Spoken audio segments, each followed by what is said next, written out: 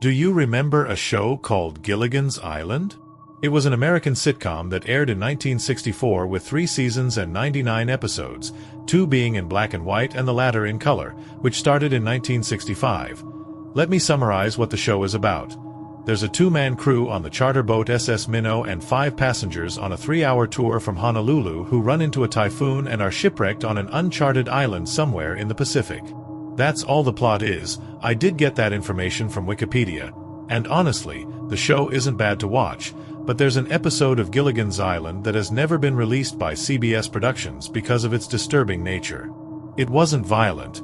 No, it was just disturbing to watch compared to the rest of the show. The episode was listed as the 100th episode of the series before the show was cancelled and added to the pit of forgotten shows, but this episode was not forgotten. I'm going to share some information about this episode, but promise me that you won't laugh. The episode is called Gilligan Island, like the name of the show, but of course, the pun. It might have been a test episode, I really don't know. But now that we're done talking about the name, let's focus on the main plot. I will tell you this since I actually have the full episode saved on my computer. The episode starts like any other, with Gilligan and the rest getting stranded on an island, but this one, which has never been seen in the show before, looks abandoned and forgotten, and the episode starts right away with Gilligan and the skipper being the only people on the island. They started exploring, and it isn't long before they saw a bunch of spiders and bones on the ground. The exploration continues, and Gilligan finds the corpse of a man, presumably someone who died. Skipper and Gilligan were starving, so they grabbed a knife and plunged it into one of the bodies. He gives half of the organs to the skipper, and he eats the rest.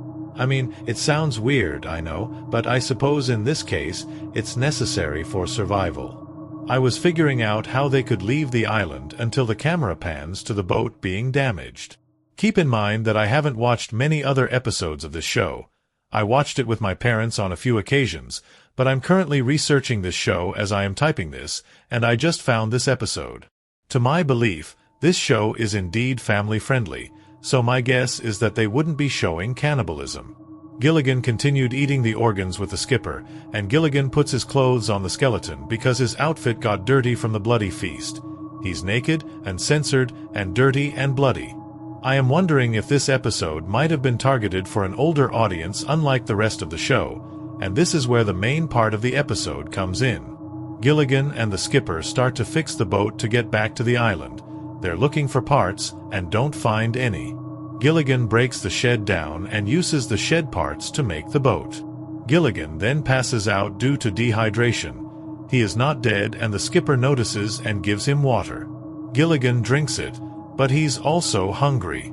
He apologizes to the skipper as he picks up a rock and starts beating his hand, causing blood to come out. He groans in pain, and Gilligan puts a bandage on his hand. He eats the bloody pieces from it. The next scene shows them starting to build a campfire to get warm. Gilligan and the skipper were lying near the fire. The skipper starts yelling and starts punching Gilligan suddenly. He bit a piece of his arm off and screamed in agony.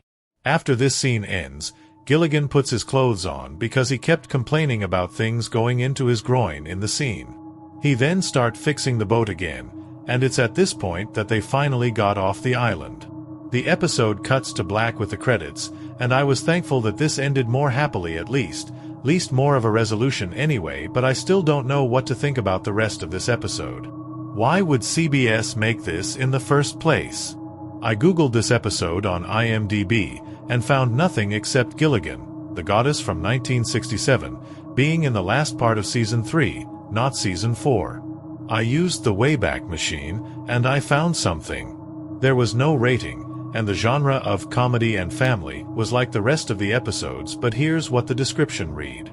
Gilligan and the skipper got stuck on an island, and they need to take what was there to survive. Will they die or make trouble for one another? There were no photos, and of course the top 2 actors, Gilligan, played by Bob Denver, and the skipper, played by Alan Hale Jr., had nothing unusual about them. Everything else was the same. Unusual, but the same. I noticed that the reviews were not very good. The Gilligan Island set was burned to the ground in real life. Yes, it was a real place.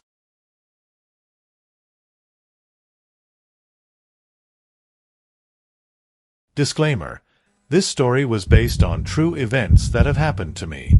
Everyone has that eerie sensation sometime in their life. Some are able to explain the phenomenon, while others can't. It's that feeling of someone, or something, watching you. It's that unknown experience when either dread or curiosity can get the best of you. You could be quietly sitting at home, earbuds in, and immersed in your technology when it hits you. You look up from your phone to see your parents sitting, watching television, paying you no mind. Your siblings are sitting on the floor, drowned in a video game, but you find no reason for the feeling you just had. Some people brush it off, while others try to rationalize it. On rare occasions, some actually find the true answer. It was a warm day in August, and I was quietly sitting at the window seat inside an internet cafe near my college campus. I had my music blaring in my ears to help drown out the busy customers while I vigorously worked on a research paper. It was close to the end of the semester, so the teacher were piling work on the students to stay on schedule. After about an hour of staring at my laptop, I suddenly had the feeling of eyes on me. Being in a pretty busy place, I didn't really give it much thought. I looked up and didn't see anything out of the ordinary. There were a few men sitting at a table, chatting, other college students making use of the free Wi-Fi, and a woman at the register getting her order taken. No eyes were on me, that is, until I looked closer at the woman. I hadn't looked down to see the little girl tightly wrapped around her leg, probably around 3 or 4. She was looking at me from behind her mother's leg with a strange look on her face. It was hard to explain. Sort of a blank but frightening stare directly at me. She didn't look very well dressed considering she was out in public. She had dirty brown hair that was matted down in random places, bare feet, and a white dress that was stained with dark colors, as if she had just finished playing in a flower bed. I silently smiled at the young girl and waved. After getting no response, not even a change of facial expression, I shrugged and continued working on my laptop. About a minute went by with the feeling of the little girl's eyes on me. I decided to look back up out of instinct, but she was gone.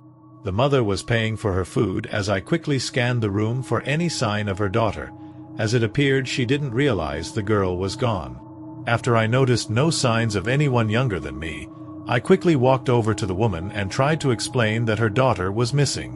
What she said next disturbed me. "I'm sorry, but I came here alone.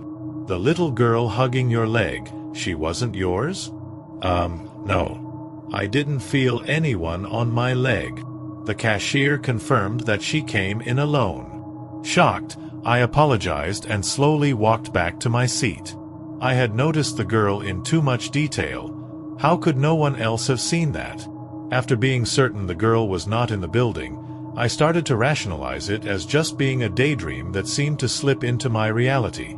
I mean, I had been staying up late worried about this paper. I regained my composure and decided to just put it in the back of my mind for now. About 30 minutes went by before the feeling came back. I tried for as long as I could to ignore it, hoping the feeling was just my nerves, but the longer I waited, the worse it got. Eventually, I couldn't take it.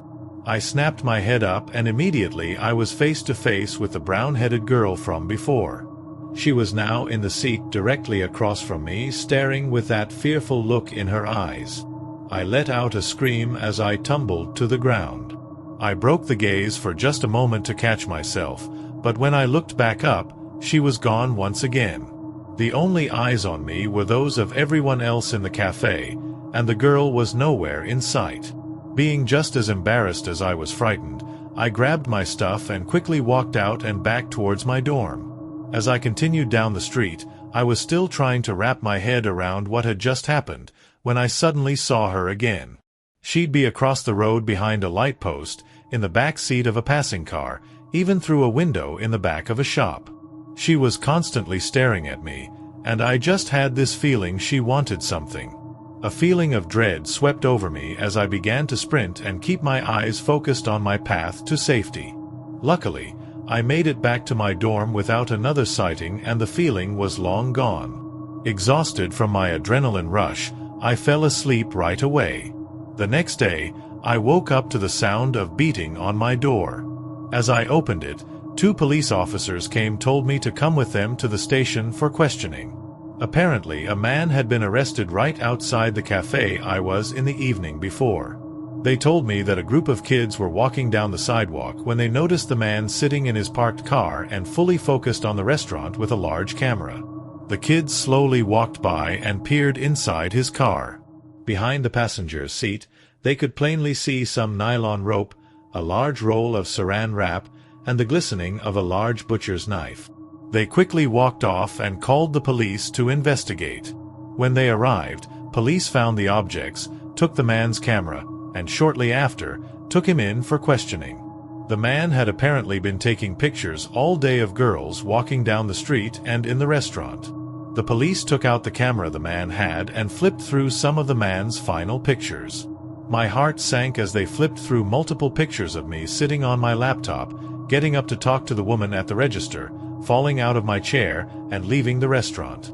Those were the last photos he had taken before he was caught, and they suspected I was going to be his next victim. They asked about me falling out of my chair, and that's when I revealed the events containing the little girl.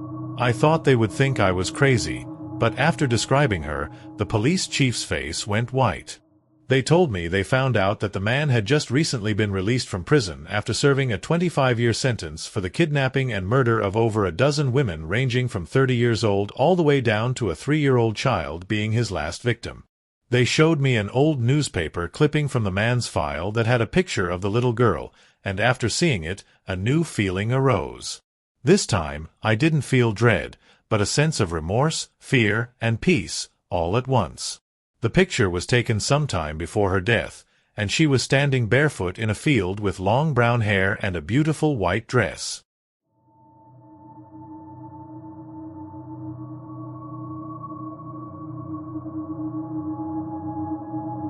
The non-stop pitter-patter of the cold rain against my bedroom window set the mood. I found myself rubbing my eyes, unable to follow the now swaying lines. My book was a jumbled mess of dyslexic text. I spent another minute trying to decipher the words, but my exhausted state of mind could not put meaning to them. I folded the top right corner of the page and gingerly placed Bram Stoker's Dracula back on the windowsill.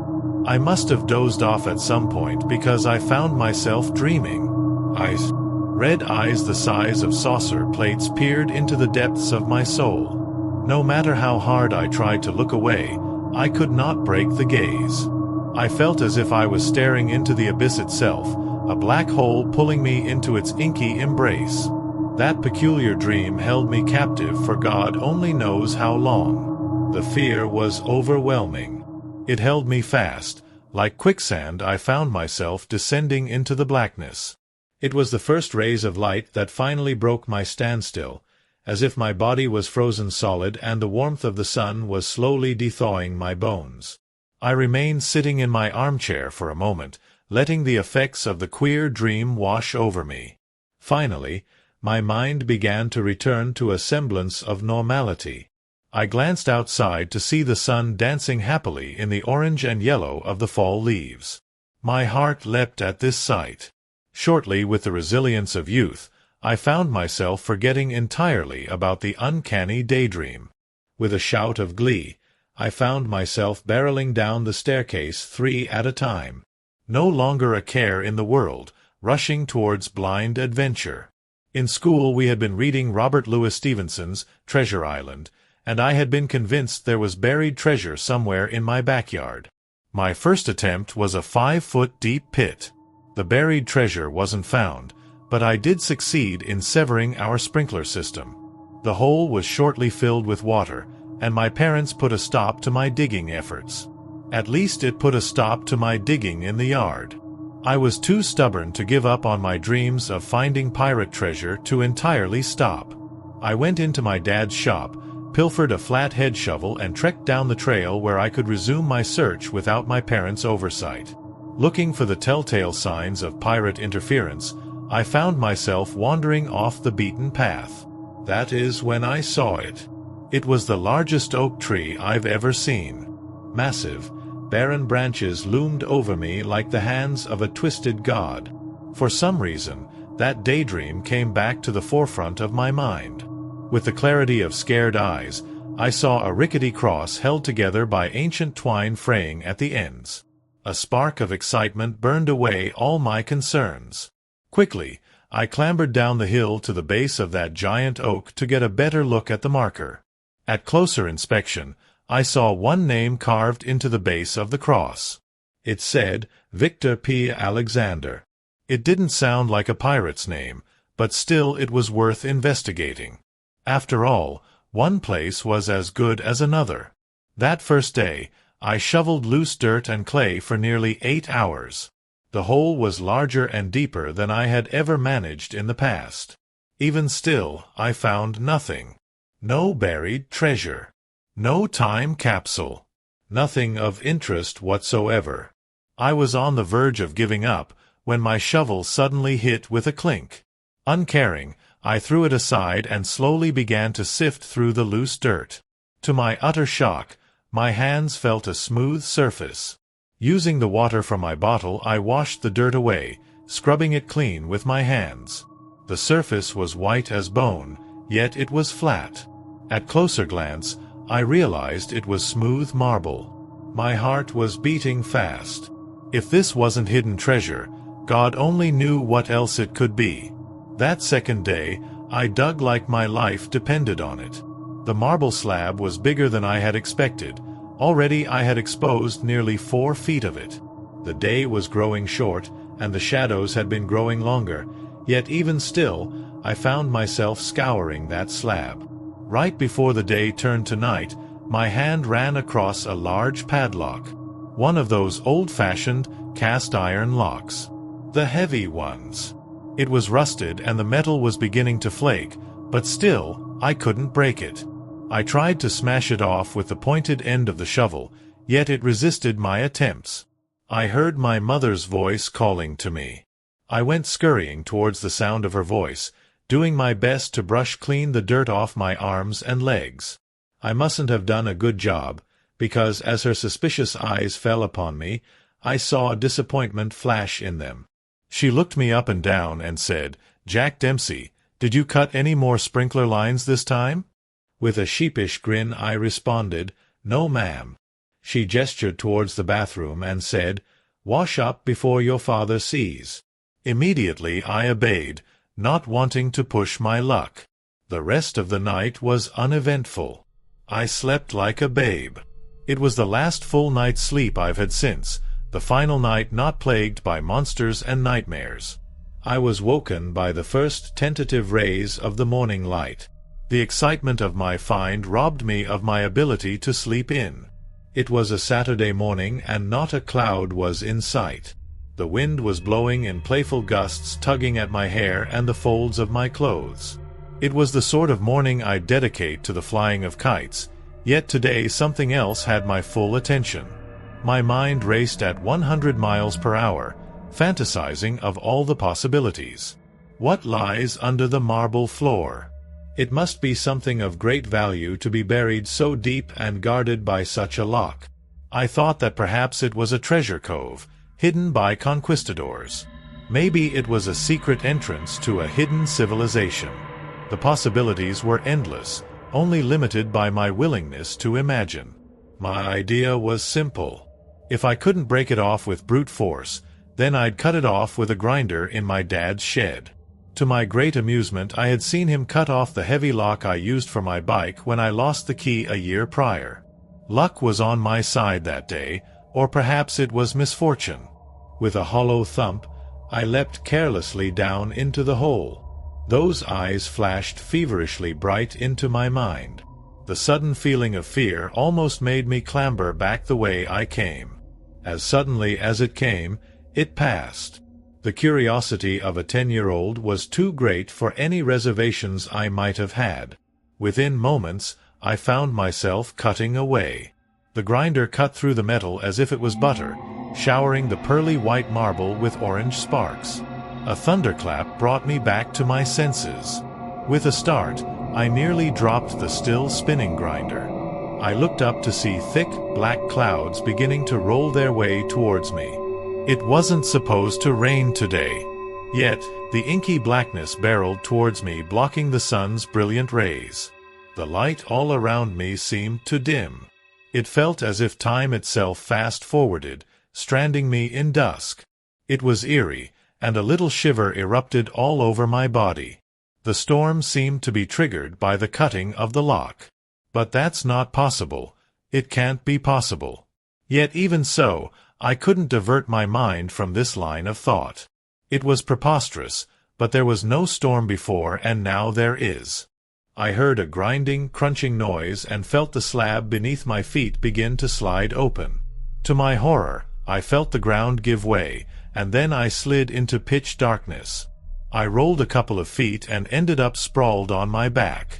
The darkness down there was almost complete, except a single ray of light that peeked through the opening of the marble slab. I saw nothing down there, but I couldn't shake the feeling as if I was being watched. It felt as if the darkness had eyes peering at me from all sides. I didn't remain down there long. I couldn't take the silence anymore. I kept imagining Dracula staring at me from the comfort of the shadows, his heart remaining eternally still. No need for it to beat when one is already dead. I clambered up the steep incline as if my life depended on it, for all I knew it did. I didn't stop running until I was safely in my room under my bed. I know it was silly, but I couldn't shake the feeling as if I narrowly escaped death. I determined that tomorrow morning I would refill the hole and never look at that marble slab again. Now, with a plan of action set into place, my fear began to lessen. When my parents finally made it back home to fix supper, I had forgotten about my near-death experience. I ate my meatloaf and broccoli and had a large bowl of ice cream, while I watched SpongeBob on the television. When bedtime came, I didn't even argue with my parents about staying up later. I did something that night that I had never done before. I grabbed my mom's hand, pulling her down to me, and kissed her directly on the forehead. Then I walked to my dad and repeated the sentiment. I looked each of them in their eyes and said, "You guys are the best parents a child could ask for. I want you to know I love you." Tears welled up in my mom's eyes, and even my dad looked close to waterworks. Something happened in the silence that preceded. Our relationship matured. I had seen them and accepted them as the individuals they were, not as the parents who exist for my well-being. We had looked into each other's eyes and acknowledged one another. I think fondly of this memory, and I thank God that I had this one final moment to make known all that my childish mind thought but didn't have the ability to put into words. It was a tender moment, and it was the last time I saw my parents breathing. I fell asleep almost the moment my head hit the pillow. It was a deep sleep, the kind in which there are no dreams.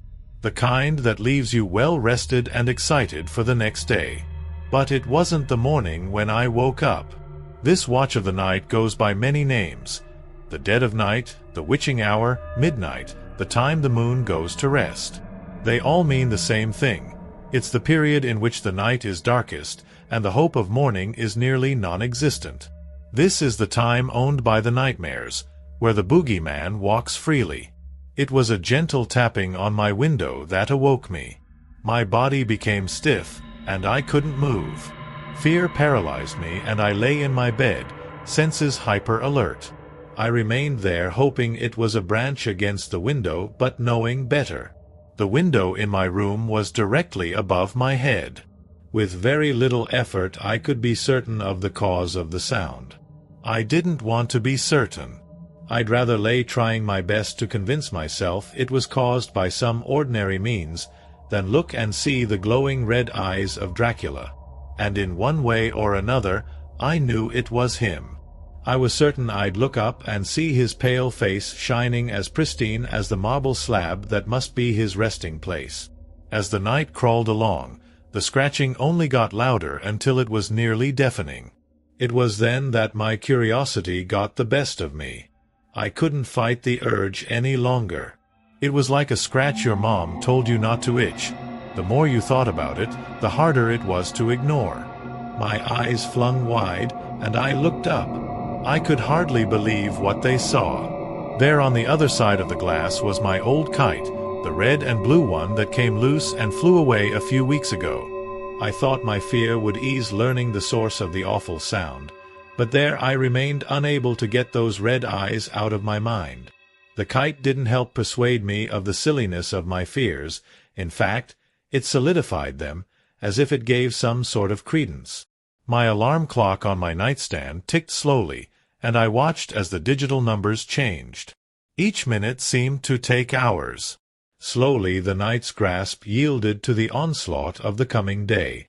The darkness faded, leaving pockets of thick shadow cast by the steady rising of the orange sliver on the horizon. Even these strongholds of the night were unable to stand in the face of such an overwhelming adversary, and shortly I was left in the shining light of morning. I made a decision while I was warring with my fear. I was going to tell my parents about the marble slab and what I had done. They would know what to do. In fact, they would probably tease me for letting it scare me, but at that point I didn't care. I would have welcomed the light-hearted jokes made at my expense. It would mean my fears weren't reasonable ones. All would go back to normal, and I'd be another kid who had a silly nightmare. The nightmare began in my parents' bedroom. I barged into their room hoping to receive the comfort I so needed. I found everything but comfort there. The room was entirely normal, except it lacked the presence of my sleeping parents. They were gone. I went into their bathroom thinking they might have gotten up early. It was empty. As I made my way back into the room, I noticed the window nearest their bed was open. Lying on the windowsill was an enormous droplet of blood. My heart dropped and I knew exactly where they'd be. Dracula hadn't intended to get me. He wanted my parents. The kite was a distraction, a way to settle my rational mind. I was right to fear. If only I had feared enough to run straight to my parents' room. Would things be different now? I think they might. In my book, belief was the only way to combat vampires, and children have a knack for it. He must have known I'd never let him in my room. But tonight, he can come freely for me. My parents. I failed them. No, I killed them. I never should have opened that door. I should have buried the hatch closed the moment I saw it. Of course, it was a grave. It had the marker above it and all. I'm an idiot, a God's damned fool. The marker. What did it say on it? Victor P. Alexander. So, this isn't Dracula after all, but in a way he still is. He can be killed the same way. It took me the remainder of the day to gather the required materials. I found garlic cloves in the spice cabinet. My family are Catholic, so it was no difficulty finding a cross. The thing that took me the longest was making the wooden stakes. In the end, I used the legs of our kitchen table filed down to a nasty point. As an afterthought, I grabbed the massive padlock my dad used on his shed sometimes. It never hurts to have a backup. I followed the blood droplets of my parents to the hole I dug. I remained staring down at the marble slab, now drenched in my family's lifeblood, unable to move from the spot. I watched in horror as the sun slowly began to make its descent, knowing that my chance was slipping between my fingers. A thought occurred to me. What if my parents are down there? Will I be able to look them in the face while I slide a stake through their heart? Call it what you want, but a few minutes before the sun sank behind the horizon, a metallic glint caught my eyes. At closer examination, it was the little silver cross necklace my mom always wore. This spurred me into action, as if someone poked me with a red-hot brand. It burned my fears away and left me with a numb sense of responsibility. Without a second thought, I launched myself down into the hole, scooping up my mom's pendant and ignited the flashlight. I didn't have much time. The sun was falling. The shadows were lengthening. My heart beat a steady staccato against the inner walls of my chest. I was scared my damn heartbeat would wake the creatures giving me away. But I didn't have time to worry, so I didn't. In a clarity unlike anything I've experienced before or since, I made my way through the opening of the sepulchre. As I moved forward, I couldn't help but think that I had been swallowed alive by some mythic monster. Jonah in the belly of the whale, I suppose. The darkness closed in on me, and the faint glow cast by my flashlight only went about 4 feet in front of me. It looked as if I was in a catacomb. Urns and vases lined the walls on each side of me. Every few feet or so was a nook that held an empty casket. Panic seized my limbs, threatening to lock them up for good. What if he's behind me or hiding in one of those alcoves? I was afraid to breathe or make any sudden noises. Thoughts of waking him and having to face him upright nearly stopped me in my tracks. It was the sound of my parents' voices that pushed me forward. They gave me the resolve to see this thing through. I heard my mom tell me, "If not you, then who?" and the strong voice of my father admonishing me, "Do the right thing, even if it's hard." And so, I kept moving one step at a time, my footsteps being muffled by the suffocating blackness. Before I knew it, I was there looking at 3 closed caskets. There was a grand coffin in the middle, the others were near the 2 side walls. I knew immediately which one would contain Victor. I walked straight to it, then hesitated and opened the one against the right wall. My mom was in it. She looked to be sleeping, nothing out of the ordinary besides 2 small puncture marks on the side of her throat. The coffin against the left wall held my dad. Tears filled my eyes, and I knew they had been turned. I stood there, a stake in my hand, not quite able to plunge it deep into the heart of the woman who gave birth to me. I closed the casket, making my way to the coffin of the monster who took my parents. I looked forward to shoving a stake through his heart, and as I opened the lid a wicked smile was plastered on my face. The smile evaporated the moment I looked and saw that it was empty. The hairs on the back of my neck stood up. I heard rich laughter echoing down the hallway directly behind me. I must admit, you've surprised me. I've had fools rush in here before trying to kill me, but usually they are glory seekers. This is a first. I've never come across a child brave enough to meet me in the dark, purred Victor in a smooth, slightly European accent. Maybe it was the anger, maybe it was my body being unable to process the fear.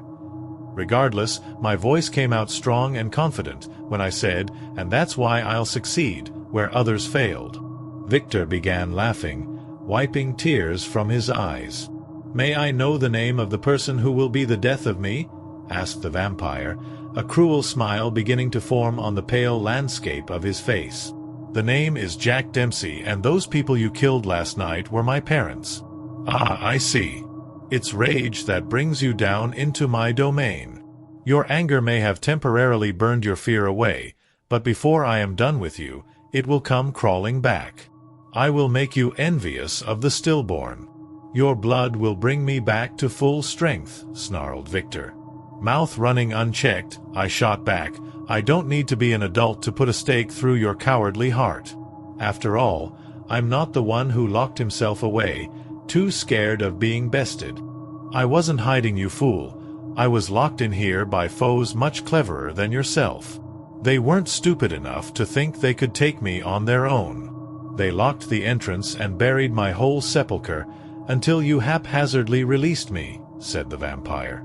I gulped, knowing that he was at least partially correct. I had released him, and my parents were the ones who paid the price. This was my cross to carry, my mess to fix. By God, I was resolved to see this thing through till the end.